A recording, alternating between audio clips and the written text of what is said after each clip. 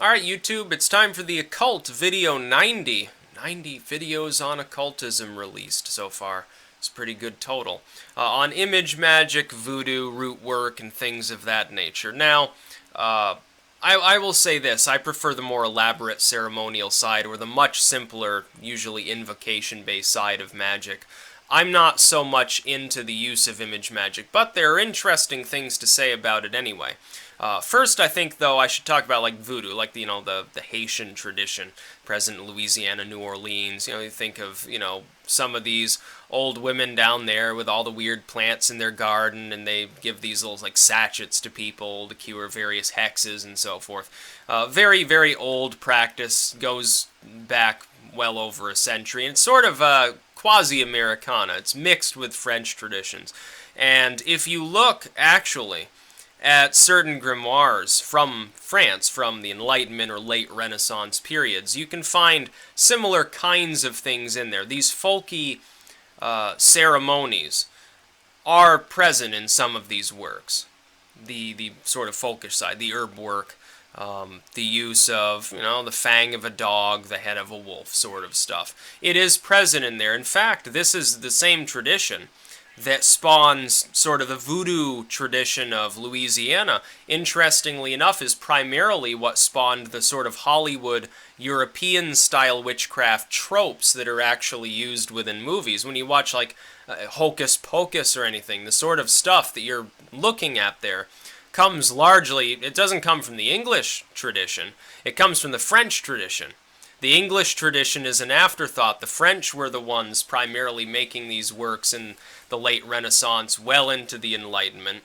A lot of the British works of the era never gained any traction. The first one that gained any at all, really, was 1822's Philosophical Merlin. There aren't very many British grimoires until the Victorian period.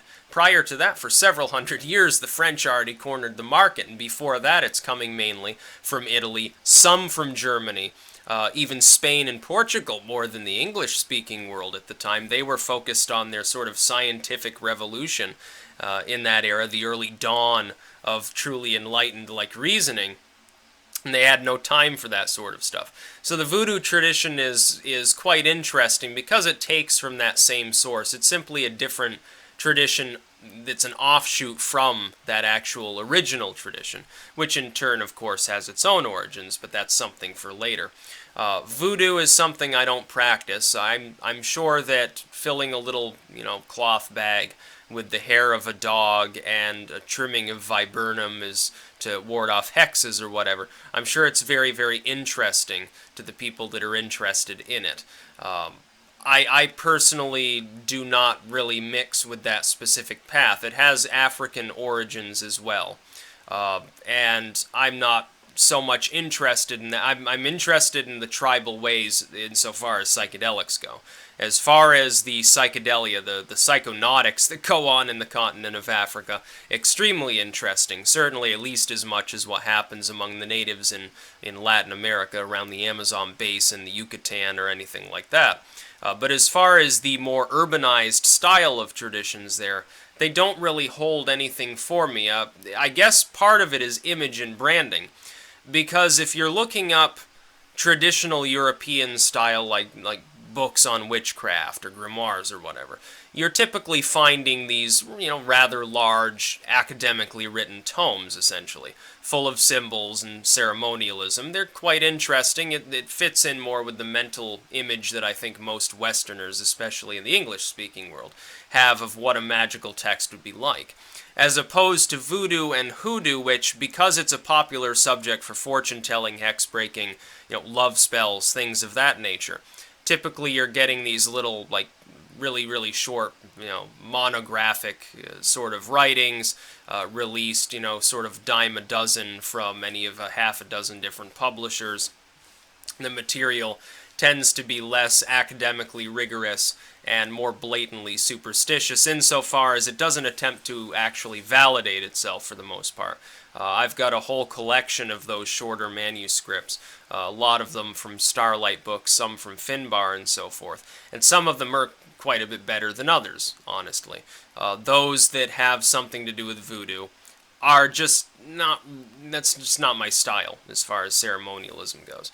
As far as image magic in general, I've seen a number of different sources on this. In some of the old demonology texts, it's said that this is basically the main way in which witches actually work. Back then, 1600s we're talking about, they thought that generally speaking, if you went to like a black mass, you were a witch. You pledge your soul to Satan. Sometimes you'd like kiss his ass literally, which is funny. But he would give you these little wax figures, and you would put a person's name on them or something of theirs on them, and then like hold it to a fire so it starts melting, and they'd get a fever.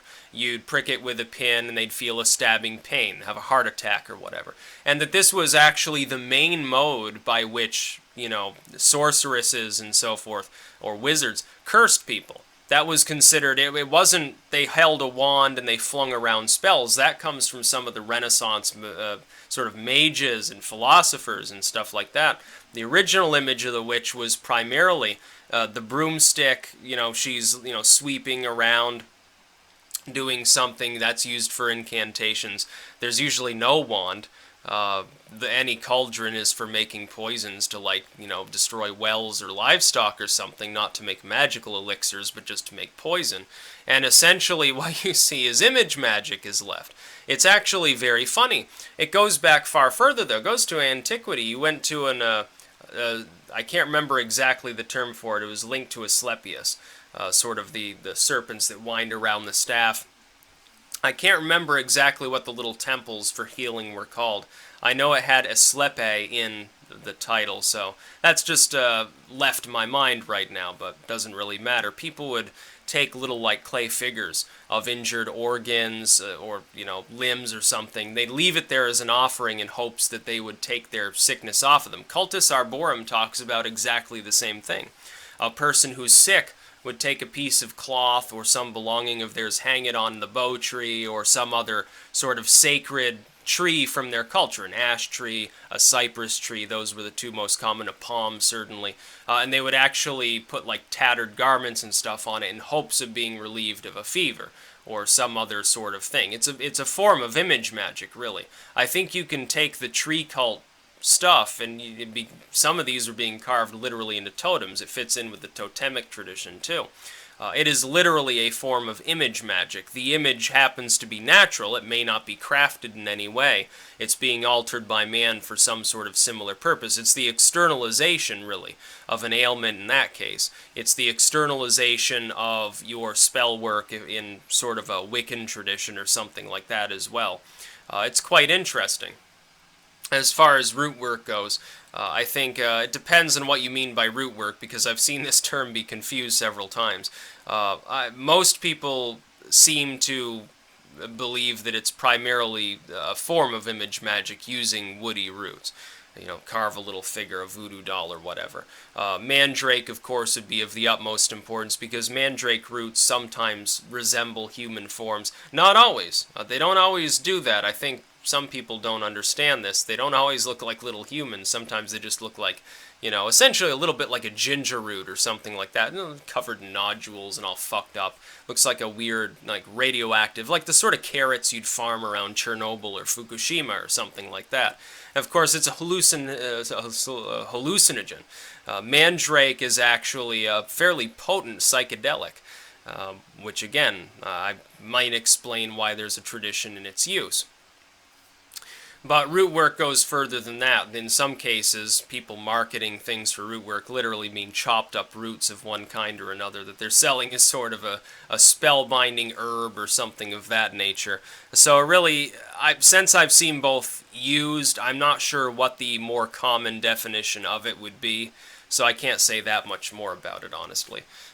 But yeah, image magic, I don't really do it, per se. But at the same time, it is interesting. It has several, you know, sort of main branches of tradition. I think Cultus Arborum, by the way, is probably the best work on witchcraft that I've read.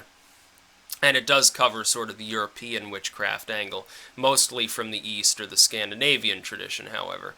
It's very interesting work. It does speak about this. If you're assuming that a phallic sort of tree symbol or a tree that's carved into a totem, or a tree that's used as an image standalone on its own, is a form of image magic, then yeah, you call it a work of image magic as well, and one that's quite in-depth. Yeah. So it's an interesting subject, but voodoo certainly doesn't really correlate with what I do in a cult sense. Root work, no, not really. I know that there's some practice from, I believe it's from voodoo actually, although it may be that it has different origins and that people who work voodoo just happen to have adopted it. We don't know which, I guess. Of taking viburnum, which is devil's shoestring, and you would take a vine of this and put it under your door or sometimes above it for some reason, and if the devil tries to get into your house, he'd like trip. You can put it on the window. If he tries to come in the window, he trips and falls, and I guess Satan, has difficulty walking over certain plants. There's a similar tradition regarding blackberries from England, I believe it is, if I remember correctly, that blackberries are where Satan landed. He landed in a pile of blackberries when he fell down from heaven, and so he doesn't like blackberries. That's why they have thorns, or the thorns were scratching him, and he was crying and complaining because it hurt or something like that. It's a very strange tradition. I know that to heal sickness, sometimes people would braid the blackberries above a trellis, and then they would walk back and forth under it. There's a similar tradition as well, again from England, with the use of a hollowed-out ash tree. You'd pass a child through it to relieve the child of sickness in hopes that the tree would absorb it from them, also from Cultus Arborum. These are very interesting subjects. Reading this many occult works is slowly going to warp my mind, but that's okay. That's about all. Peace out.